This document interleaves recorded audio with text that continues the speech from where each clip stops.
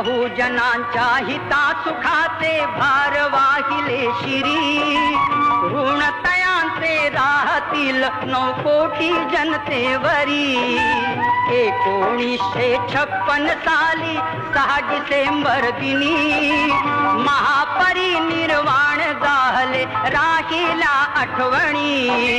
ज्ञानेश ऐसा होणार नाही शोधून या जगभर. भीमराव आंबेडकर धन्य ते भीमराव आंबेडकर. भीमराव आंबेडकर धन्य ते भीमराव आंबेडकर. ठेवलं एका मारवाड्याकडं. मग ती रॉ फिल्म घेतली. मग त्यानंतर पॉझिटिव्ह घेण्यासाठी आणखी पैसे कमी पडले. पण छापखाना होता आमचा, तो छापखाना घाण ठेवला. त्यानंतर जेव्हा प्रोसेसिंग सुरू झालं तेव्हा आणखी 3000 रुपये लागले. मग त्यांनी विचार केला आता ह्या स्टेजला आपण आलोय आणि बाबासाहेबांचा सारखा एवढा महामान होता, त्याचं मी इतकं राबून मी केलं, त्याच्यासाठी कसं थांबवायचं. मग त्यांनी काय केलं, त्या मारवाड्याला ते सगळं घर छापखाना सगळं विकूनच टाकला आणि ते पैसे उभे केले आणि ती फिल्म केली. आज संबंध जगामध्ये बाबासाहेब आंबेडकरांच्या महापरिनिर्वाणाचं चित्रीकरण फक्त नामदेव होतं माझ्या वडिलांनी करून ठेवलं.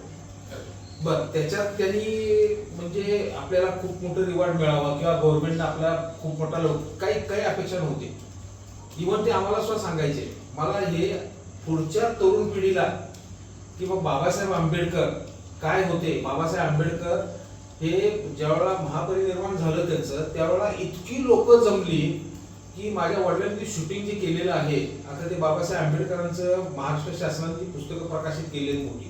त्यात शेवटच्या आणि पहिल्या पानावर जे लाखो लोकांचा जमाव दिसतो ना, ते माझ्या वडिलांनी चित्रित केलेलं.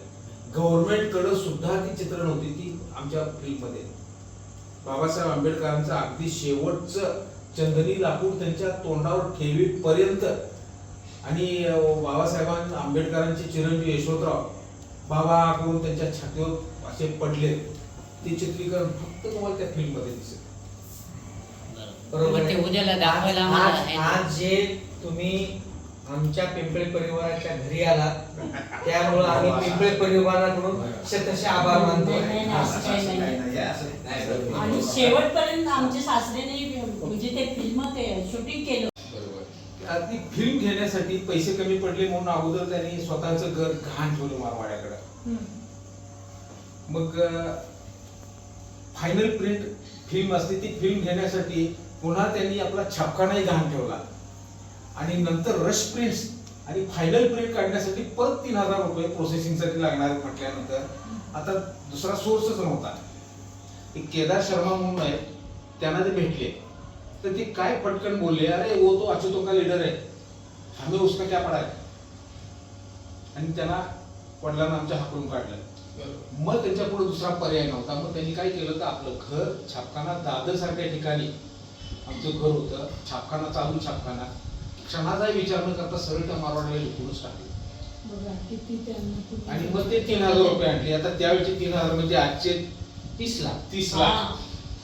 3 कोटी म्हणलं तरी चालेल. आणि मग ती फिल्म त्यांनी तयार केली आणि ती फिल्म जेव्हा त्याचा प्रोसेस पूर्ण झाला, बाबासाहेबांच्या चेहऱ्यावर शेवटचं चंदनी लाकूड बाबासाहेबांच्या चेहऱ्यावर ठेवत असताना आणि यशवंतराव बाबासाहेबांचे चिरंजीव म्हणजे बाळासाहेबांचे वडील बाबा करून त्यांच्या छातीवर पडून टाहो फोडलाय, ते शूटिंग केलं. आणि शेवटी लोकांनी चला बास असं करून दंडा धरून बाजूला काढली.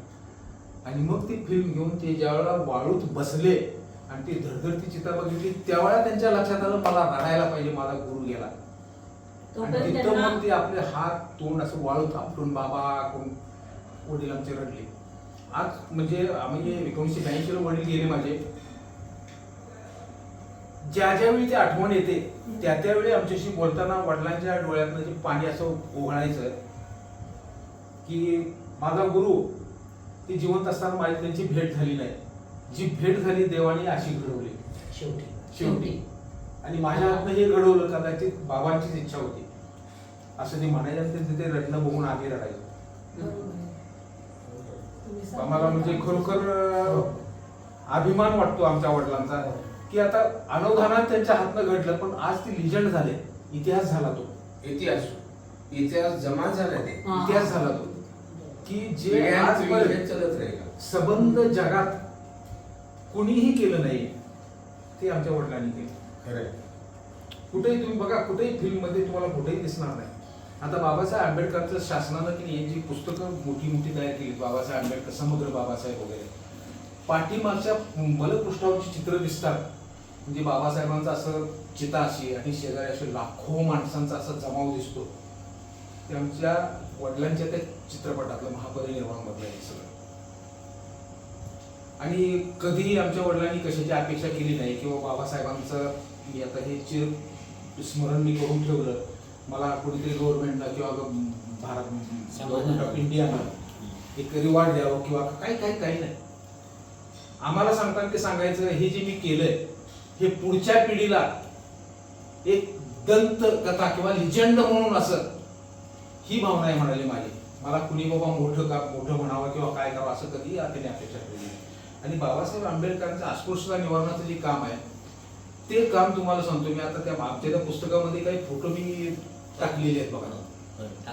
म्हणजे आमचे वडील कंजार भाट समाज आहे आमच्याकडे, जिथं म्हणजे स्वच्छता असावी, अस्पृश्यता पाळू नका, ही भाषणं जी द्यायची ना वडील आमचे, त्याला कारण बाबासाहेब आंबेडकरांनी जी पावलं टाकली त्याच पावलावरनं माझे वडील आयुष्यभर चालले. आयुष्यभर अस्पृश्यता निवारणासाठी झटले, आयुष्यभर. एवढी महान व्यक्ती आमच्या पिंपरी परिवारामध्ये नाही, हॉस्टेलमध्ये आली. आम्ही धन्य झालो होतो आज. नाही झालं. बरोबर आहे ना? नाही. आम्ही तुमच्यासारखाच साधा माणूस आहे, एक साधा रजिस्ट्रार असणारा विद्यापीठाचा. आमचं काहीतरी भाग्य उदय आलंय. थँक्यू. आणि कसं वाटतं पुस्तक मला सांगा. हा बिलकुल बिलकुल नंबर ते घेतलेला आहे. हो, संदर्भ ग्रंथ आहे तो. माझा पण म्हणजे लेख आहे त्याच्यात. कसं